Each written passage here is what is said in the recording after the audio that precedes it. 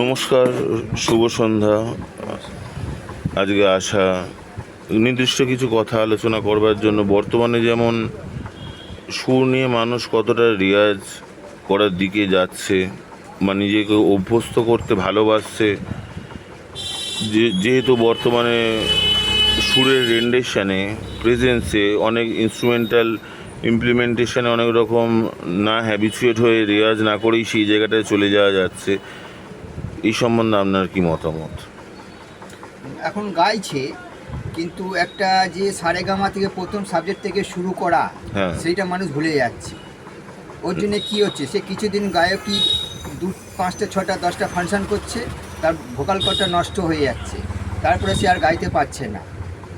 এই জন্য কিছুটা শিল্পীদের এক্ষেত্রে কি প্রকৃত সাংস্কৃতিক অনুষ্ঠানেরও কি প্রভাব পট পড়ছে। পরিবর্তন হচ্ছে আস্তে আস্তে? প্রভাব পড়ছে এটা। এটা অবনমন হচ্ছে, মানে মানটা হ্রাসপ্রাপ্ত হচ্ছে। হ্যাঁ, মানুষের একটু শুনতেও অসুবিধা হচ্ছে। একটা ফাংশানের জন্য একটা কোনো পাড়ায় ফাংশান হচ্ছে, আমি একটা গান শুনছি, একটা গান গাই, দেখছি যে পুরো ঘেমে যাচ্ছে, পুরো বেসুরো, হুম। এত ইনস্ট্রুমেন্ট, তার গলাটাই চেপে যাচ্ছে, মানুষের ভালো লাগছে না।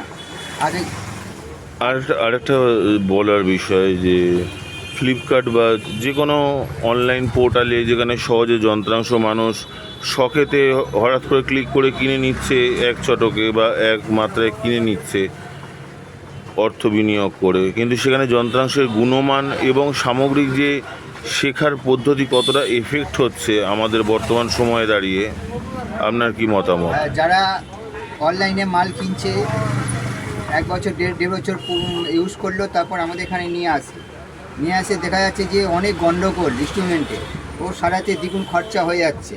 তখন উনি ফেরত নিয়ে চলে যাচ্ছে, কারণ গান বাজানো ওখানে শেষ হয়ে যাচ্ছে। সার্বিকভাবে আমাদের এই সুর চর্চা কতটা প্রাসঙ্গিক করা, মানে অবধারিতভাবে জীবনে রেওয়াজ করা এবং প্রাণের সঙ্গে এক রেওয়াজে এটা স্কেল চেঞ্জের হারমোনিয়ামের মতন ঠিক না অ্যাডজাস্ট হয়ে যাবে, এটা নিজে থেকে স্বতঃপ্রণোদিতভাবে অ্যাডজাস্ট করা কতটা বাঞ্ছনীয় আমাদের সমাজের গঠনমূলক কনস্ট্রাকটিভ সমাজ গড়ার ক্ষেত্রে আপনার কি মতামত? এখন তো সেই রেয়াজ আর নেই, আর কোনো বাড়িতে মানুষ রেয়াজই করে না। আগে কলকাতার বুকে দেখতাম আশেপাশে পাড়াতে কত ভোর সকালবেলা দেখতাম মেয়েরা গান গাইছে, রেয়াজ করছে। আজ কোথায়? এখন মোবাইল বেরিয়ে গেছে, অ্যাপসে গান গাইছে, দুদিন পরে সে গান ছেড়ে দিচ্ছে, আর ভালো লাগছে না, গান ছেড়ে দিচ্ছে। তবে লাস্ট প্রশ্ন যেটা বলে আপনার অবধারিত দরকারি সময়টাকে অন্য দিকে পারপাসে নিয়োজিত করছি।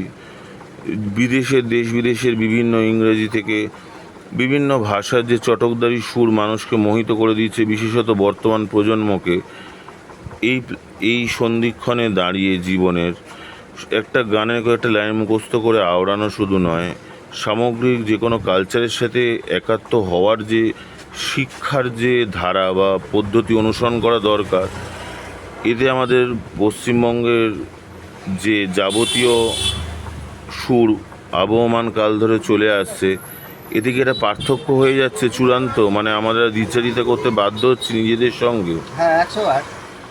এখন আমাদের এখানে বাঙালি কালচারটা পুরো উঠেই গেছে। এখন আমেরিকা, সুইজারল্যান্ড, এইসব জায়গায় প্রচুর ইনস্ট্রুমেন্ট যাচ্ছে আমরা সব তৈরি করছি, এসব তৈরি করছি, আমেরিকা যাবে সব, প্রচুর মাল যাচ্ছে আমাদের। আমেরিকাতে রবীন্দ্রসঙ্গীত খুব ভালো চল হয় সকালবেলা। যারা ইনারা আমাদের এখানে আসেন আমেরিকা থেকে, ওনারা বলেন বলে তোমাদের কলকাতা নষ্ট হয়ে গেলে তো গান বাজে না, আমাদের আমেরিকা খুব ভালো গান বাজনার চল।